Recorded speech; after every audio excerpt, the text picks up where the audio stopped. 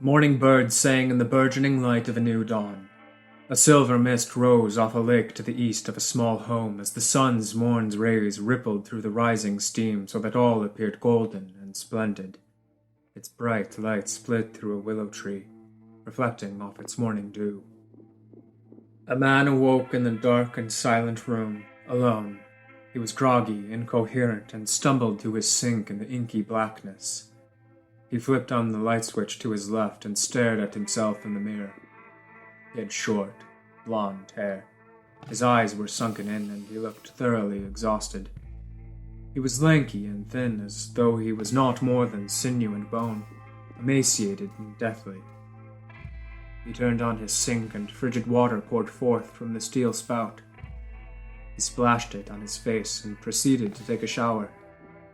Turning on the shower head, he ensured that, to his liking, the faucet's handle was precisely 225 degrees from its starting point.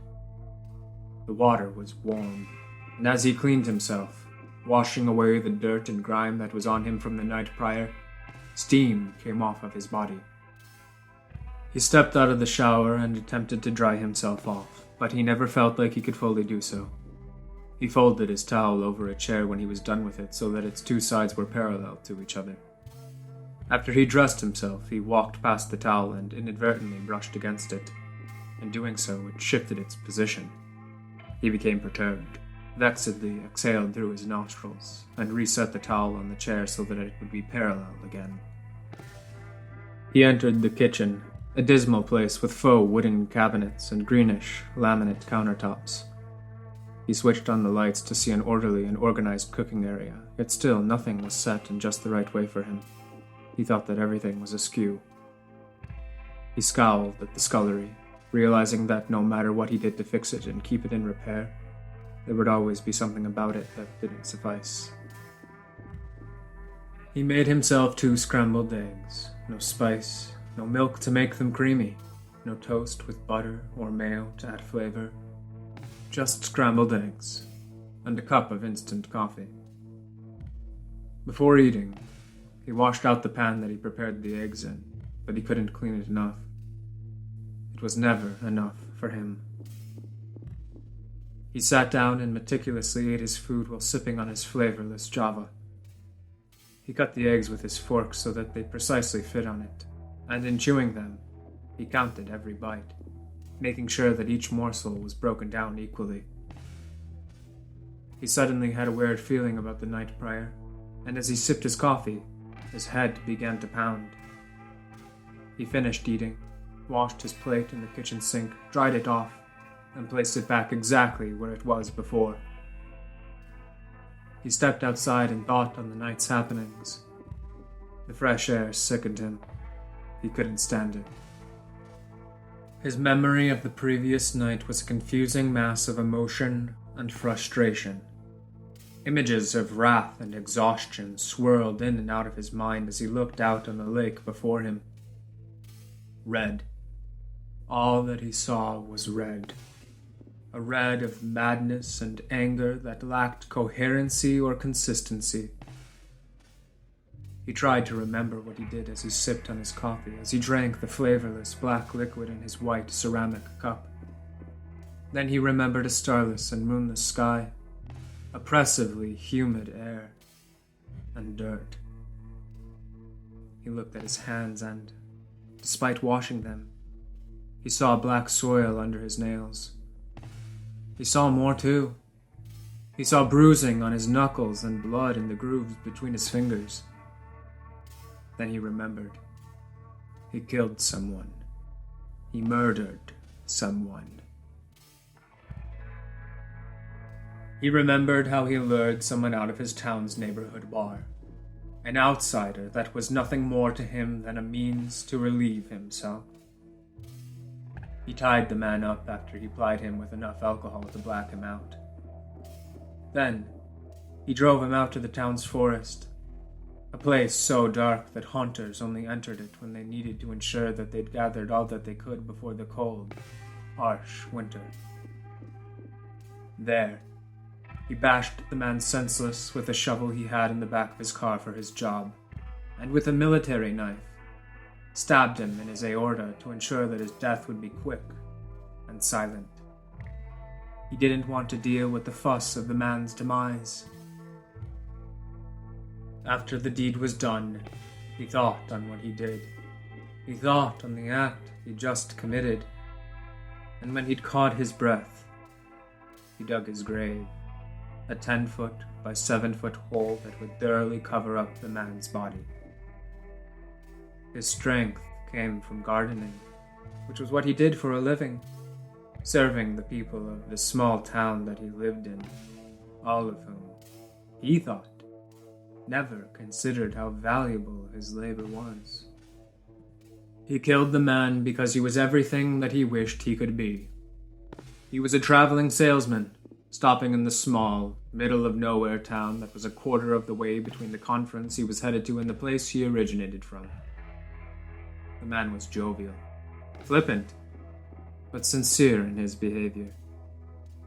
There was a light in his heart that the gardener simply lacked, either of his own doing or merely by some pre-existing curse upon his house and home. Upon killing the salesman, he fulfilled in his heart everything that he was missing, or so he thought. He thought that he'd gained some sense of self-control over his life, scapegoated all of the hate that he felt for his fellow townsmen on the outsider, made of the salesman not more than an effigy of the town and the people in it that he assumed were the reason for his existential and material suffering. He'd been a gardener in what he considered to be a backwards town for 20 years. He'd labored for the wealthy descendants of the people that founded the town and those who'd moved in after and had sufficiently rubbed elbows to get ahead. They were all reviling to him, not because they'd actually done anything wrong, but because they were better than him. Envy. It was envy that brewed in him. Not mere jealousy, not just the desire to have what others have, which may have very well compelled him. No, it was a sick desire to harm others for what he didn't have, even if, in doing so, he could never receive such things himself. Day after day, he'd go to the only bar in town, the only place where he could relieve himself with a drink or two when his workday ended. But every day, for 20 years, his envy grew. His hatred for his fellow man in place of what he lacked percolated. It bubbled up as he listened to the achievements of their hard work, the successes of their children, the joy they were able to ascertain through their fruitful endeavors. Every day, he heard it, and every day it ate away at him. Like the carrion bird that eats at Prometheus, the well-being of his fellow townsmen consumed him. And similarly, like Prometheus, by his townsmen's hand and their success, he was able to suss out the living that he did, the isolated and dismal life of an envious and arrogant hermit. The townsman, his Zeus of Olympus, the root of his suffering, kept him alive. He didn't think that he had control over his existence. He didn't think that anything that he did would ever help him work himself out of the perceived hellhole that he was in. He couldn't just smell the roses. He'd grown sick of them. He'd grown sick of the natural beauty of the world, waved away the spiritual sustenance that would have revitalized him as mere hogwash, and treating himself in his own maudlin misery. He wanted control. He wanted pure freedom. He wanted to abandon the bountiful constraints of reason for a world where he was God.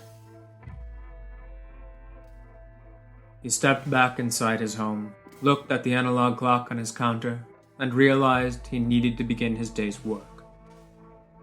Though he felt like he would be relieved, though he felt like his brutal and vile act would have liberated him from the oppressive sensation that surrounded him, he felt no different.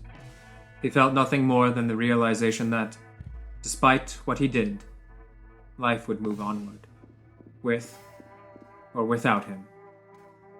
He put on his gardener's attire, brushed his teeth with a cheap and ineffective toothpaste, fixed himself a dismal lunch for the day, the same lunch he'd eaten every day for the past 12 years, a bologna sandwich on Wonder Bread, nothing else, and got in his car. He began driving to the first location that he needed to for his day's labor, but he was disassociated with himself. It was as though his murderous act had severed himself from himself, and in so doing, granted him his wish, if only inversely. Instead of feeling as though he were connected to the world, so that he could truly achieve in it, he was severed from it, a spirit moving through life without being grounded in it in the slightest. He wasn't watching his speedometer and, as a result, was speeding. A police car spotted and waved him down, its siren blaring, catching his attention, if only momentarily, forcing him to stop and pull over, almost autonomously. By now, the gardener, he was incoherent. He was drifting in and out of his cares. He was, in fact, free of himself, yet grounded so deeply in his own oppression that he was still sickened with all that he observed. For all that he observed mirrored all that he lacked.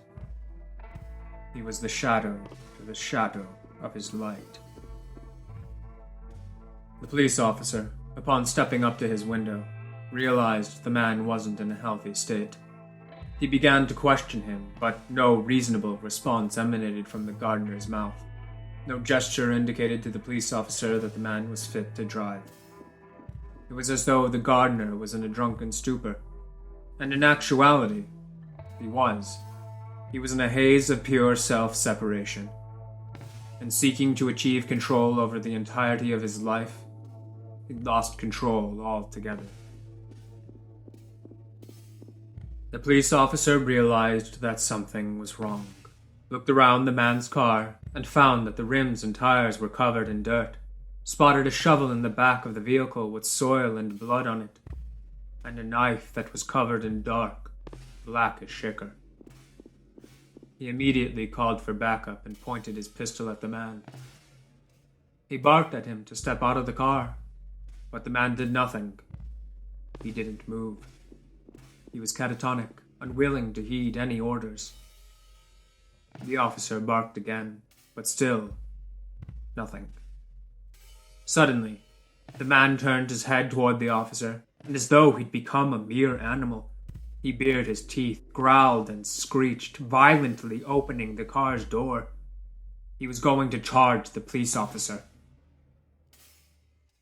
The police officer, without hesitation, fired the pistol several times. One bullet struck the man in his forehead, the other two, his chest. The police officer heard the rustling of crows around him, yet they remained silent. They didn't lament being disturbed. A cloud rolled in and the sun's rays were obfuscated by its form. In those final moments, the gardener, through his own arrogance and envy, had entreated the dark spirit that surrounded him. He abandoned himself and let evil take control, for to him, at that point, all had become worthless. All had become naught more than an indefinitely bitter night.